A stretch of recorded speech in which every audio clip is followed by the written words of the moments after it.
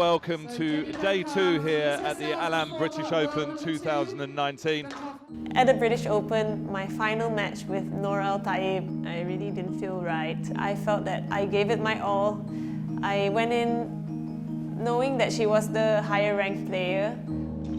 Yeah, she's been clever with her shot selection as well. She's been thinking about it slightly more.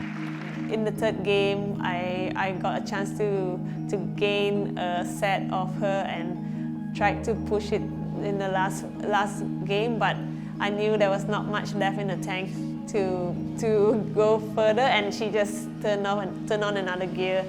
Well, there it is, Sierra. 11-5, match to tie in, 3 games to 1. Well played, Noor Al Taib. 11-4, 11-7. Well, we're saying goodbye to a legend here at the British Open. It was the hardest hit in my gut, like how am I gonna not keep playing squash for... I always thought that I would stop, but now this is the moment I have to tell myself I have nothing left to give. If we just go back a little bit further to start off, 2005, you won your first World Championships title and British Open title in the same year. I know it's a long time ago, but any memories from that time? Yeah, it was like, I think everything happened in that year where it was, 2005 was a big year to just get going. The British Open was the one that really kicked everything off to win that title. Gave me the belief of knowing that I can be one of the best on the tour, and it gave me that confidence to get through to win my first world title and to get to world number 1. But at the time, you just never quite know until you really experience it firsthand. But that's when I started to make plans, having to prepare for what was coming for me next. Everyone kept asking me after retirement what I want to do next. And to find out what's next, we need to go back to Penang.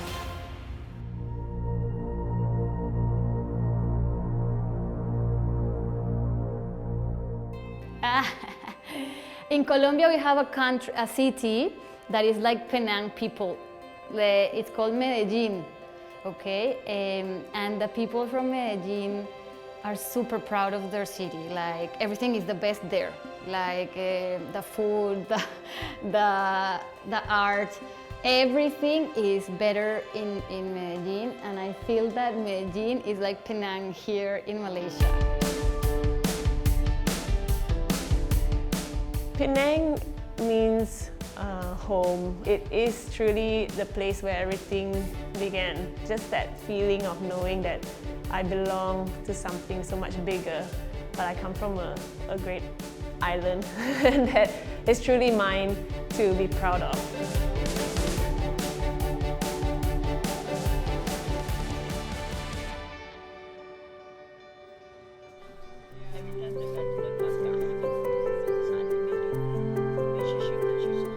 One day I found Nicole, you know the door here, our doorway here, and she was hanging up there. She goes, "Mommy, mommy, mommy." I said, "Why?"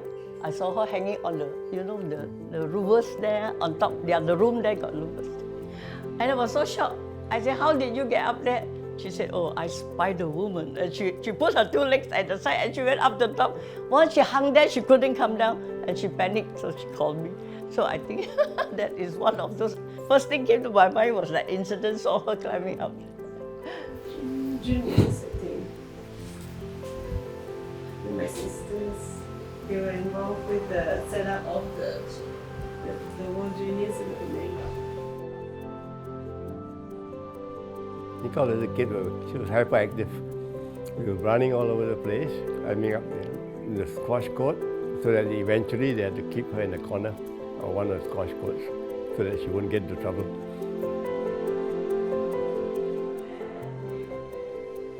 Well, I started playing squash when I was 5 years old, and my dad's friend built the first public squash center in Penang.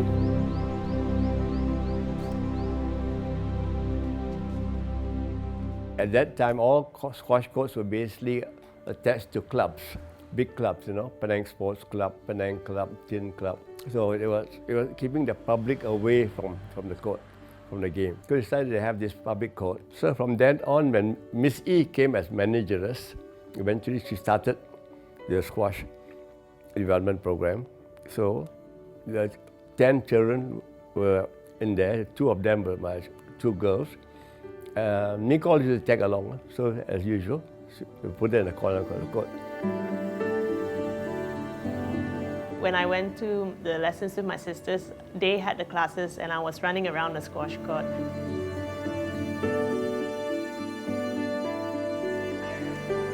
That time she was quite a hyperactive child. The parents just scared that she may run around and then fell down.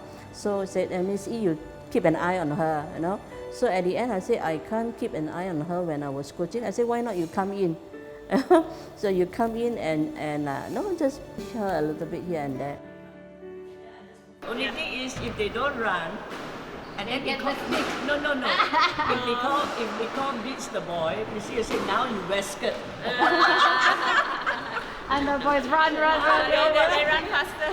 They hate to run with her. Because Nicol beat them, Miss E say, now you wear skirt, are you?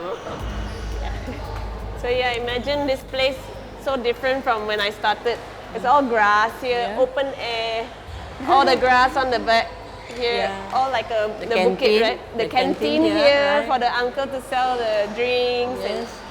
So all happening here. We only had 8 courts that time, but now 10 courts and it's closed. But there's a good time. That time it was like a natural playground, you know, I for know. you. Yeah, all the scaffoldings for the seats. Yeah. Like the big seats. I used to run up, come down, run up, come down, climb everywhere. Your mom so scared of you. yeah. Somehow when you came with a Spider Woman suit, you know. yeah. And then they got the monkeys. Yeah. They all picked the balls from the top, and then they had the bats flying everywhere. So all the squash players had to clean up the bat poop. We have to keep practicing. Okay?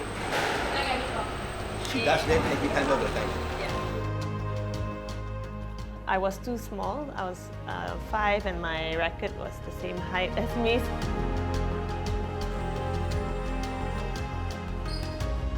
So after that, the squash center, one of the director, Mr. Astro, he even modified a racket, a wooden racket for Nicol, because she was so petite to hold a racket. So they chopped off the handle and let her hold a small racket. She is, I would say, super during that age, you know, a younger age. So she will listen to your advice, your instruction, and she is even do more than what she's supposed to do. So every time at the end of the coaching, I will say that, hey, okay, you go back, you do this exercise, you know, at home. Next lesson when she came, she will say, oh, Miss E, let's say example, I asked her to do 50, she will say, I do 100. I used to know him when he was like, you got coaching or you playing? I'm playing also. Yeah. See you, bye. It's a bit inborn, you ask me, I would say inborn, it comes with it, right? You can't train, things like this, you can't train. I've trained so many kids, you have it or you don't have it. But yeah, I mean, I think the way you also brought us up, it was never like nothing you cannot do. So it's like you can do it, just do this way or do it this way, and we are there to like, you know. She gives alternative, she doesn't scold them. No, you cannot do it. No You see, always It was never nothing negative. It was always That's right. positive reinforcement. Just like you, Nicol. Yeah, that's why she became. I always say, It all Miss starts E. from somewhere. Yeah, Miss E, one of the ones who really brought them with the attitude, you know, the value, correct the attitude. values. Yeah, the values. That's why now she's hoping that the NDO will.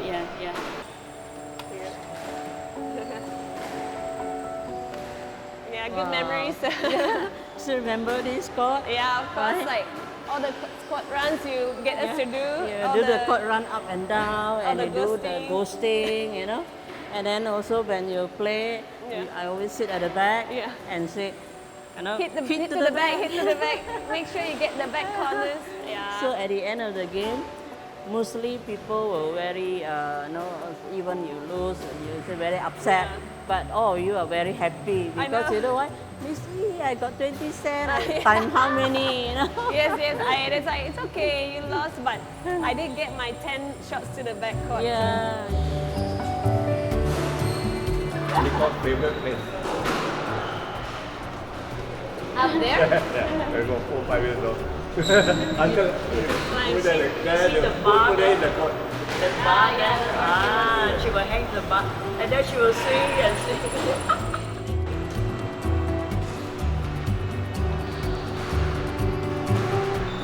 That's where the monkeys used to pick out the balls. Now they cover everything. Cover so much, it won't start. Right? No, you better not. This is where we used to have like the monkeys will come here and pick out some of the balls and then they throw it back.